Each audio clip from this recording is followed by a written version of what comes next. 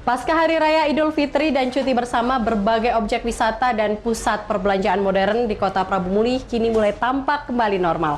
Warga pun antusias mengunjungi objek wisata dan pusat perbelanjaan setelah 2 tahun terakhir virus COVID-19 melanda. Perbelanjaan modern yang ada di Kota Prabu Mulih kini mulai ramai dikunjungi warga, baik dari Kota Prabu Mulih maupun luar kota. Hal tersebut dikarenakan minimnya objek wisata dan tempat hiburan. Banyak warga, mulai dari anak muda hingga orang tua, menghabiskan waktu liburan dengan pergi ke mal. Manajer operasi City Mall Yudi Mariadi mengungkapkan trafik pengunjung meningkat 80% dari hari biasa atau saat pandemi melanda. Peningkatan tersebut ditandai dengan naiknya penjualan di sejumlah stand atau outlet City Mall. Pengunjung yang datang bukan hanya dari Prabu Mulih saja, melainkan dari luar daerah seperti Muara Enim dan Penukal Abab Lematang Ilir.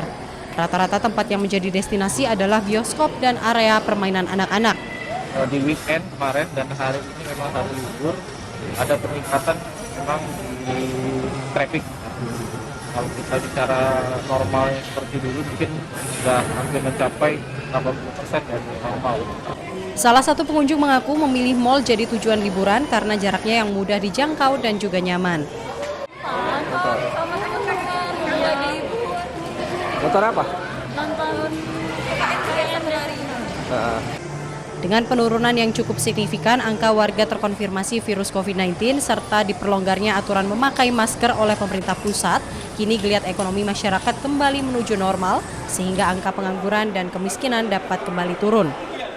Dari Prabu Mulih, Berry Brima, iNews melaporkan.